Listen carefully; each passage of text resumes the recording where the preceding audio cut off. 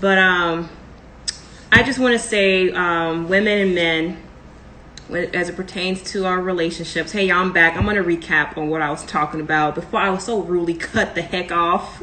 So rudely cut off. And then it didn't save the damn video. Gosh.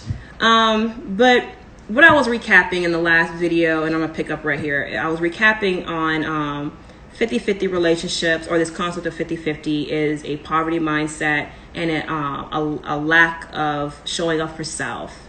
And I believe men and women should be 100% in themselves. And when they do present themselves to be in a relationship, it should be 100. And I believe also, too, that protection, provision, and providing is not just only for the man to do, but women should do that for themselves as well. And we are now in a better position to do that versus, 50 years ago or so, when our grandparents or parents didn't have as many options as far as women do now. So I don't definitely want to give honor to the people who have paved the way for women to have right to work and create wealth for themselves and create a life where they're able to create the life they want to live. And I was talking about the concept of hitting the wall, right? Because women, we are timekeepers. We're the keepers of time. And we're the keepers of time. So there's no such thing as father time. It's always been mother time, right? Mama has always been here prior to anything. And so with that being said, nobody can waste your time if you have the control over it. And control, what I mean by control, I want to be more like when you're empowered with your time, that no one can waste it at this point. It's a choice, because I don't believe in victims. No one's a victim, especially in adulthood. When we get to adulthood, no one's a victim anymore. We can be a victim of our own foolish choices, right? However, I don't believe that any of us are victims, and I believe people and circumstances that come into our life, whether we welcomed it or not, is more so a not a test, but again, another mirror. And that's what I believe relationships should be. It should be a mirror. So ladies, if we are manifesting 50-50 relationships, it's because somewhere within us we're not 100%. If we're manifesting provider protection kind of partners, it's because we have already set in place that for ourselves. And anybody who comes into your life should just enhance that. Magnetize the parts of yourself that you care about, right? So that's a real crappy recap, but man, that first live was really good. I think I don't like doing this. I like talking with you guys, but I think I might have to just start doing pre-recorded videos and posting them. I don't like doing pre-recorded videos because I hate so many jewels you drop. Oh, that's what's up, Black Treasure Chest. I'm glad that was ministering to you. I'm glad to hear that. Yeah, because when I say I've went through, I was telling my homegirl this day 2 years ago, if anybody would have told me that the life that I'm living right here, right now, like my life, I wouldn't have believed it. Hey, I wouldn't have believed it. I wouldn't have believed that I was capable of being empowered in my own time. I wouldn't have believed that I was capable to have my own voice. If anybody would have told me this 2 years ago this day, and although I've been doing this for about 4 years now, but 2 years ago, I wouldn't necessarily would have believed it based on where I was at in my life. I was at a low state of my life. And I'm telling you, when you ladies and gents, or anybody who does, when you start being serious about your life and you take the reins of your life or the driver's seat, at that point, it could be scary. Like, I can remember when I first was learning how to drive, I was like 15 years old. When I first got behind the wheel, it wasn't bad, but when my dad wanted me to go on the highway, I was terrified. I was terrified of driving. I didn't believe that I was controlling the car. I felt the car had more control than me. And that's how I lived. from that experience, from being learning how to drive, right? How I didn't feel that I was able to control. Like, I didn't get my driver's license like officially until I was like 20 years old, like 19. Well, 20. I wasn't 19. I was 20. It's like right when I got to the big university. Yeah, 20. But so much of that time, that 5-year span between 15 to 20, and my fear of driving, it transferred into other areas of my life. Fear of taking control, because I didn't believe that I had it in me to control this thing, right? I didn't believe I had it in me to move this vehicle. And with my life, I didn't believe that I was capable of truly living my life the way I see it, because the way I see life is not the way tradition, right? Now it's a little more cooler because we're more in the queering age, but 10 years ago, if I was talking the way I'm talking now, people would think I'm batshit crazy, and that's why you ain't never gonna have no man, and, you know, all that stuff people want to say to you and everything like that. But honestly, when you take control of your own life and your time, and you are on your time, I kid you not, you're gonna look younger. Like, my birthday's in a few weeks, and I mean, I have no makeup on right now, so I think I look on age sometimes, but I feel like I look more younger now than I did 2 years ago. And 2 years ago, I was 30, 40 pounds lighter. So even 2 years ago, I was sick. Like, if I keep it a buck, I was really sick 2 years ago. And it's a full circle moment for me right now. And so I just want to just give that word to you guys about your time. Take control of your time. Take the driver's seat of your life. Because I'm telling you, if somebody else is to take your if somebody's in the driving seat, they're going to run you into the ground. And they're going to run you until the wheels fall off and throw you away for another new model. And you are so much worth more than that. You are worth more than that. The great mother did not bring you divine feminines down here to be used and abused. And same with you masculines on the line. You know what I'm saying? Down here to be victimized and to be ridiculed and belittled and all the negative experience that we may have experienced. Because I want us to acknowledge that, yo, no, that did happen. Like, no, this shit happened to me when I was such and such age. This happened to me. That was done to me. You know, I don't want to take away our experience, because that's a true experience. But what I don't want us to see, which I did for so long, is to allow the victim story to take precedence of your life, and especially on why you can't control your life, right? No, I'm telling you, you can overcome anything that you want to. If you want to overcome an abusive ass relationship, you can do that. If you want to overcome that toxic family member relationship, you can do that. You know, if you want to come out of your fear of believing in yourself, you can do it. I'm doing a video on how to believe in yourself, because that's something of the hardest things to do, is believing in self and trusting ourselves. Especially when you are used to being gaslighted. That would really make you feel like you can't trust yourself, right? I'm telling y'all, it's foolishness out in these streets, y'all. But yes, so definitely gonna talk about that some more, about believing in yourself and trusting in yourself and how to do that. And I still battle with that today, y'all. I was telling y'all, when I was doing the Power of Prayer series, I was going through not anxiety like I used to, but I had anxiety. Every time I had to go live, y'all, I kid you not, I would be like, nah, I don't want to do this. Nobody cares. Ain't nobody want to hear what I gotta say. You know what I'm saying? I started remembering the voices that other people told me about me versus the voice that I tell myself. It's like, no, you got something to say it. And for those who's for it, that's for it. You know, that's for them. And who it ain't, it ain't. And so that's what I want to say to you guys. Whatever it is that you are in life that you feel like, oh, I shouldn't do this because somebody's already doing it already, or why should I have a podcast? They have a podcast, or why should I come out with my skincare line, or whatever it is that you are doubting yourself, that you know that you're here to do, but you are doubting yourself in, based on the gaslighting that other people have given to you in other areas in your life, because it bleeds over. I want to say to that, fuck all them voices. Only voice that matters is your voice that says do it. Do it. It's for you. That's what you came here to do. You came here to live for you.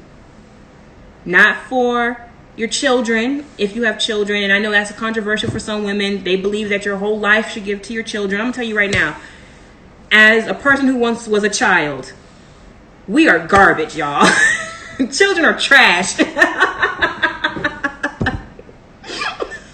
And I say that because, we could be really hard on our parents, right? We could be like, when we get older, and not saying our parents didn't have trash ass behavior, right? Because I was sitting with that with myself, right? Early in the week, I was with my mom I was with my cousin, and my mom had came over, whatever, and we were just talking. And she was saying, somehow in the conversation came up, like, yeah, so she's like, yeah, T, when did you feel more comfortable? When you start feeling more comfortable to open up with me? Like, my mom was asking this, right? And she was like, when you was like 19, 20? And I was like, no, like, maybe like 27. And she goes, what? It's like, that was just like 3 years ago. I was like, yeah, like, that's when I felt more comfortable. And so we had a conversation, whatever. And now that as an adult and as a parent, I see my mom and my dad, although I have to acknowledge they had some trash ass behavior now, but I recognize that they are just human beings. My mom was a whole woman before I came into her life. My dad was a whole man. Well, I'll say this. They were two separate individuals. They weren't really whole yet. They were two separate individuals who were just trying to figure out life based on what they knew. And it makes me look at myself as a parent, like, although I'm more conscious, is that the word I'm looking for? Aware. I still know there's going to come a time when my children are going to come to me and was like, Mom, remember that time when such happened? That hurt me. And there's going to be things they're going to bring up that I'm going to feel like it's going to be completely conflated. Like, that's not how that should happen. Because that's happened with me and my mom sometimes. It's like, no, this is my experience. Let me tell you what my experience is, right? I have to recognize, as much as I used to get pleasure out of doing it with my own parents, it's going to come right back to me. As much as I may think I'm a good mother, I think I'm a decent mom. I never put myself out there like I'm some great mom. I'll be the first one to tell you, to be honest, that I don't think I'm the best mom, but also know I'm not a trash mom either. Like, I think that I'm someone who's dedicated to my children's individuality, something that I didn't get growing up. But yeah, I feel like that's what I'm more dedicated to. I'm dedicated for my children having their own individual life outside of me. It's kind of hard with a 4-year-old though, because everything's mama. But yeah, I have to be prepared for when my daughters come to me and was like, yo, this happened and this is how I felt, or this is how you made me feel growing up. And it's going to be like, you know what? I gotta get ready for that, right? That's life. That's time. Because like I was saying in yesterday's live, how, we love our grandparents, right? Our grandparents seem to be like the best thing ever, right? But then some of us our parents have hangups with our grandparents, right? And I've come to understand that with the cycle of life, and it doesn't say it has to be like this, but part of the cycle of life is that grandparents get it right, or our parents get it right, or attempt to get it right when they become grandparents, right? And so I don't want to wait till I become a grandparent to do right for my kids.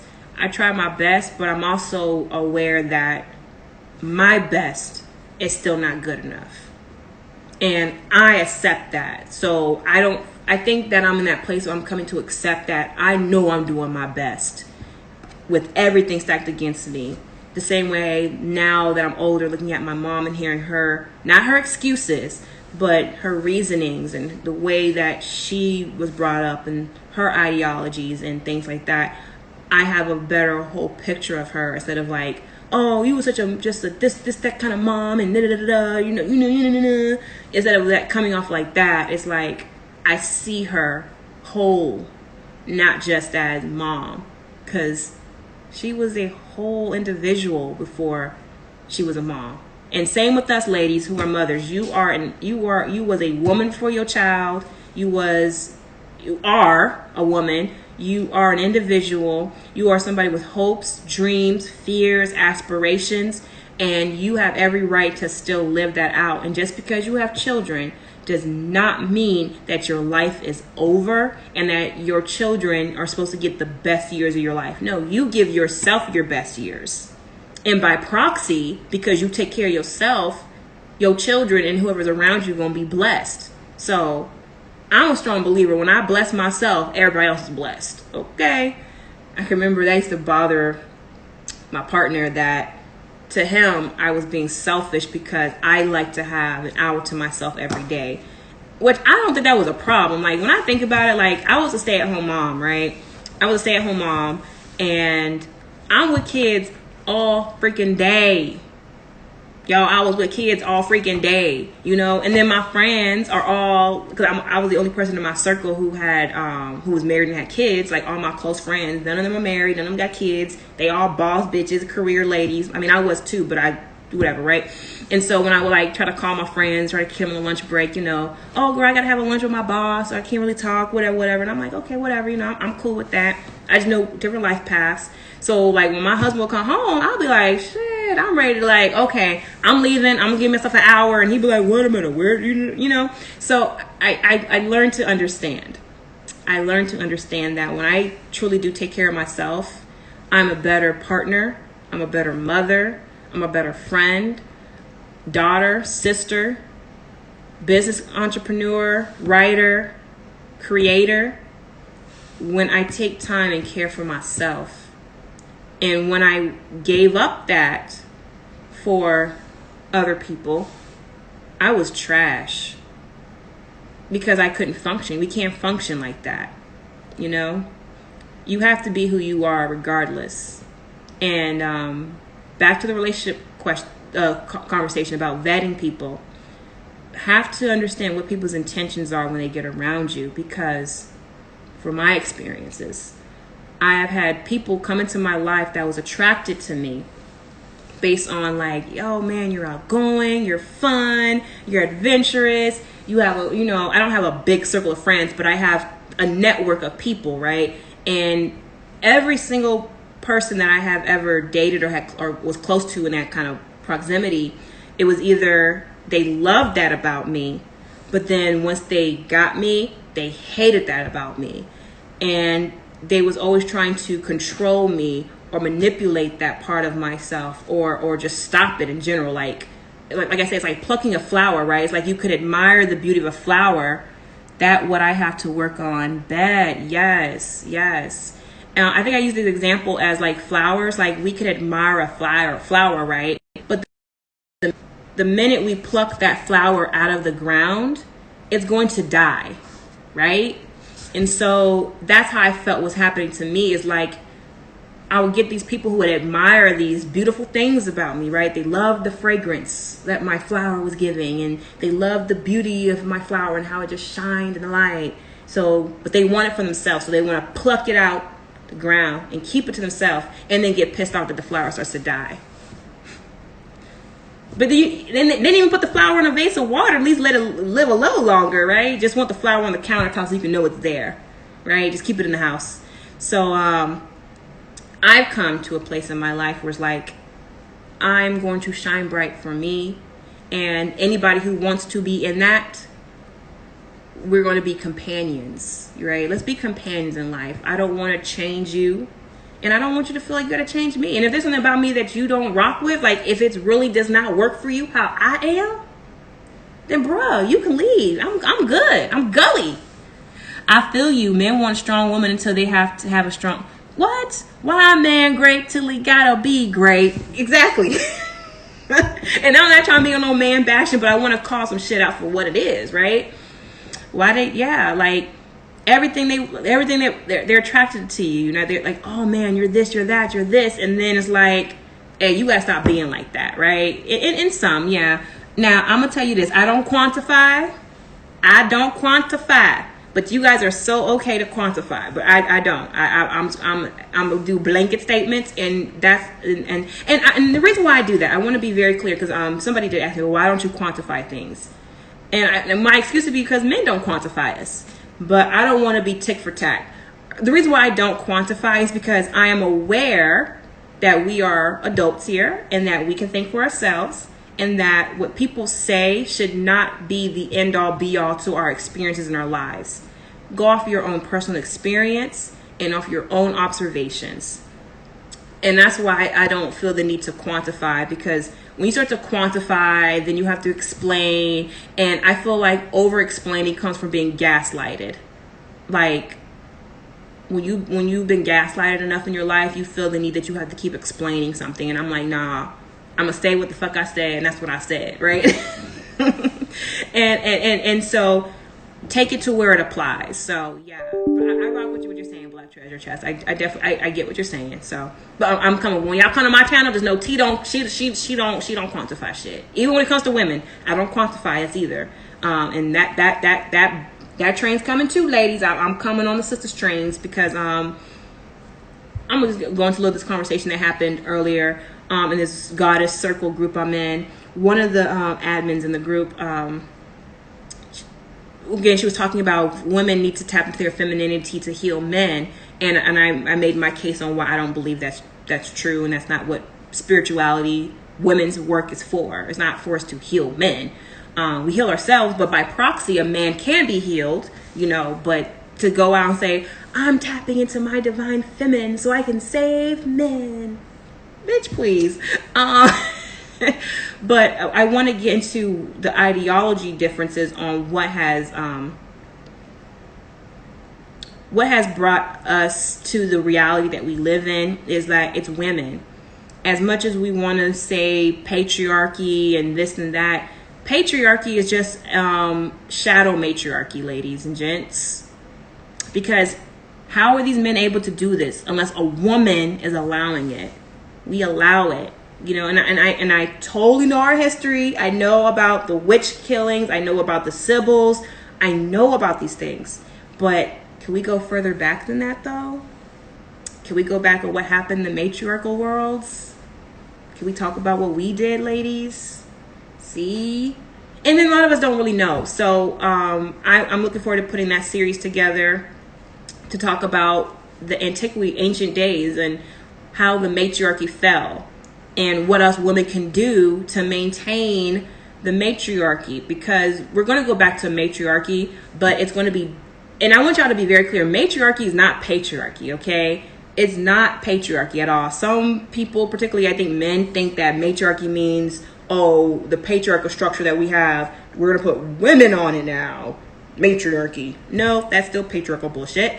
I believe the matriarchal, getting back to the matriarchal way of things, is more so about us getting back connected to connectedness and not trying to rule over someone, because that's more of a patriarchal, you have to rule over. But why did the men feel they had to rule over us, ladies? What were we doing for the men to believe that they had to rule over us? So we're going to get into that conversation. I just wish us as women would put more effort into fostering healthy and prosperous relationships with one another, because that's what I'm talking about. Yes, Whitley, yes. I'm gonna pin this, girl. Yes, that's exactly what I mean. Because, and this is the thing. There's a video going out.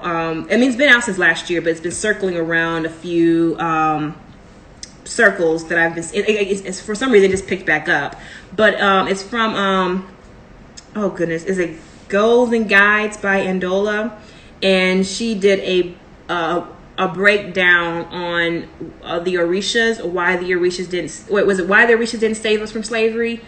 I can't remember the title, but pretty much she was breaking down how the patriarchy and the curses or whatever upon the Black community, or whatever you want to call it. And I think she did a decent job, right? She did do a decent job. However, she didn't go far back enough. And I'll say that opinion for something else, but she didn't go far back enough. And yeah. And the part that was interesting in her presentation is when she had the diamond model with the that colored section, that 10%, and she was like, the whole body is the feminine, and that 10% color that she had in there is the masculine, and saying that 90% of the feminine and 10% masculine, because you have the conscious mind, which is 10%, and you have the subconscious mind, which is 90%.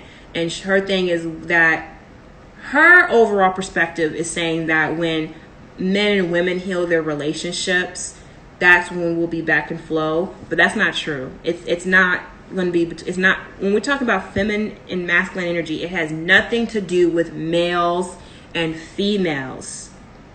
The fall in the slavery and why collectively black people seem to be at the bottom of the totem pole, it has to do with the women, and I will go into that why I watched that too. Okay, yeah.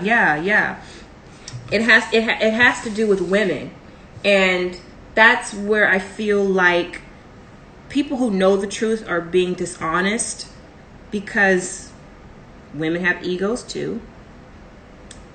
Remember, I have to heal the world with my femininity. Why do women feel they have to heal the world? What did women do to feel they have to heal it? Let's talk about it. Series coming up on that. But yeah. But definitely. But okay, guys, I'm gonna get ready to go because I need to wash up because I'm sweaty and she-ish. It's hot as hell in the desert, y'all. I don't know if y'all ever been to the desert, but sis, it's hot out here. Like, yo, I keep my AC. This AC been running on 60 degrees since I got here. I'm like, it's so damn hot. Like, I had my AC on 80 degrees, and it was still cooler than outside. Y'all, it's ridiculous out here.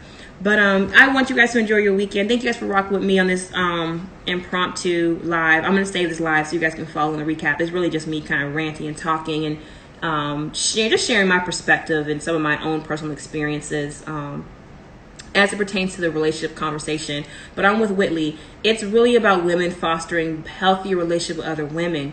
We have to, we're not in the sister code right now. We're out of order. I talked about that in my Black Lives Matter post about being out of divine order.